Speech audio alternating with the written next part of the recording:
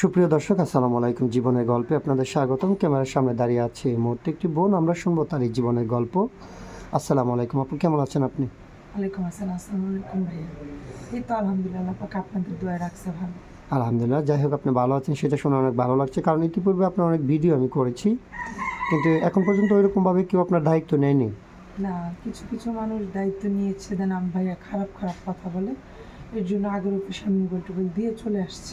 আগে যে অফিসে ভিডিও করছেন সেই অফিসে মোবাইল, মানে ওনারা ফোন দিয়েছিল আপনাকে? হ্যাঁ হ্যাঁ, ওই ফোনগুলো দিয়ে তারপরে এখানে চলে চলে আসছেন? আসছি। আচ্ছা আচ্ছা, আপনি চাচ্ছেন না এমন বাজে কোনো মানুষের সাথে আপনার জীবনটা, লাইফটা কাটাতে? হ্যাঁ, আমি চাই আমার লাইফে এরকম একজন মানুষ আসুক যে আমার দেহকে না, আমাকে ভালোবাসবে, আমার মনকে মনকে ভালোবাসবে। ভালোবাসবে। আর আমাকে ভালোবাসতে তো আমার দেহ সে পাবে। হ্যাঁ, অবশ্যই অবশ্যই। আচ্ছা যাই হোক, এখন কথা হচ্ছে, ইনশাআল্লাহ সমস্যা নাই। আপনার স্টোরিটা একটু বললে ভালো হতো। অনেকে আপনাকে চিনে, অনেকে যারা আপনাকে চিনে না তারা তো হয়তো আপনার ব্যাকগ্রাউন্ডে জানতে চাইবে। আপনার বাড়ি কোথায়, কোথা থেকে এসেছেন? আমার বাসা ঠাকুরগাঁও। জি। আমি ঠাকুরগাঁও থেকে এসেছি। আমার নাম মিষ্টি ইসলাম। আমি ইন্টার পর্যন্ত লেখাপড়া করেছি মাদ্রাসার লাইনে। মাদ্রাসা লাইনে। আমার 5 বছর বয়সে আমার মা মারা গেছে। আমার বাবার প্যারালাইজ। আমি ছোটো থেকে লাতুষ্টা খেয়ে মাদ্রাসায় বড় হয়েছি। তারপর যখন ভাইয়া লেখাপড়া শেষ হয়েছে, আর টাকা পয়সা দিচ্ছে না, ওখানে তো রাখবে না।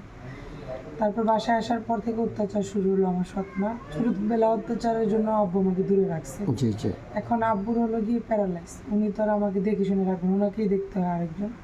রাত্রে 3টা বাজে আমার মামাকে অনেক মারধর করে বাসা থেকে বের করে দিয়েছে। তো আমার যাওয়ার কোনো জায়গা ছিল না, আমার শরীরে রক্ত টক্ত ছিল, আমার মাথা ফাটাই ফেলেছে, আমার মাথায় একটা দাগ আছে ফুলে দেখা। আচ্ছা আচ্ছা। এটা তারপর আমি আমার যে বান্ধবীর সাথে লেখাপড়া করতাম ওর বাসায় গেছি। এখান থেকে ওর বাসায় আছি, ওর হাজব্যান্ড ইটালি থাকে, তো 2টা বাচ্চা নিয়ে থাকে। তো ওই একা একা, এর জন্য ওর বাসাতেই আছি। তারপর ওই আপনাদের মানে এখন বর্তমানে আপনি আপনার বান্ধবীর বাসায় বান্ধবীর আছেন? বাসায় আছি। ওনার হাজবেন্ড ইটালিতে থাকে, ওর সাথে আছেন তাই তো?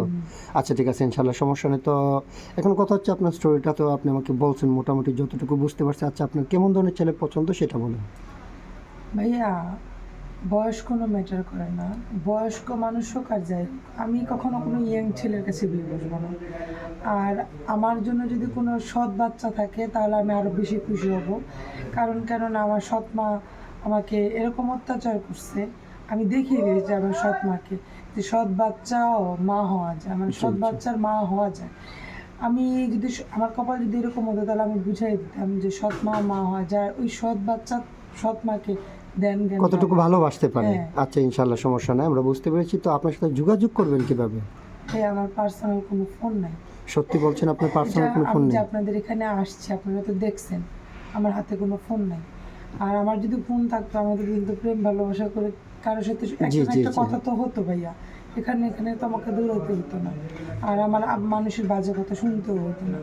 তো আমি বলি যে আমার দায়িত্ব নেবে সারা জীবনের জন্য, সে যদি আমাকে ভালোবাসা দিয়ে আগলে রাখে, আমি তাকে মানে আল্লাহর পরে যতটুকু সম্মান দিতে হবে ওনাকে দিব। দেবেন। তো আমার একজন ভালো মনের, ভালো চরিত্রের মানুষ চাই, যে আমাকে নিয়ে বিয়ে আছে, বউ আছে, বাচ্চা থাকতে সমস্যা নেই। আচ্ছা আচ্ছা ঠিক আছে, একটা বুঝতে ছেলে পেরেছি। 4টে বিয়ে করতে পারে।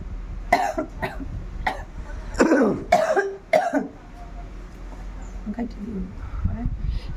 হুম, একটা একটা বলেন যে একটা ছেলে 4টা বিয়ে করতে পারে। একটা ছেলে 4টা বিয়ে করতে পারে, যেহেতু আমাদের হাদিসে আছে। তা আমি মাদ্রাসা লাইনে লেখাপড়া করেছি, সেটা আমি কোনো কিছু মনে করি না। আচ্ছা, যদি আচ্ছা, 4 ঠিক আছে বউকে আপু। সমান অধিকার দিতে পারে। বুঝতে পেরেছি। তো সুপ্রিয় দর্শক, এই মুহূর্তে দেখতে পাচ্ছেন ডিসপ্লেতে একটি নাম্বার। এই নাম্বারটা হচ্ছে আমাদের মানে ইউটিউব চ্যানেল কর্তৃপক্ষের নাম্বার। এটা কোনো মেয়ের নাম্বার না, ওনার নাম্বারও না। তো যদি কোনো ভাই ওনার দায়িত্ব নিতে চান তাহলে ওনার একটা ছবি স্ক্রিনশট মেরে পাঠিয়ে দিয়ে আমাদেরকে ভয়েস করবেন। আমাদের প্রতিনিধিরা আপনাদের সাথে যোগাযোগ করবে। কেউ অযথা অডিও কল, ভিডিও কল দিয়ে আমাদেরকে বিরক্ত করবেন না। আচ্ছা আপু, আপনি নামাজ কালাম পড়েন? হ্যাঁ, আমি 5 ওয়াক্ত নামাজ পড়ি, তাহাজ্জুদের নামাজ পড়ি।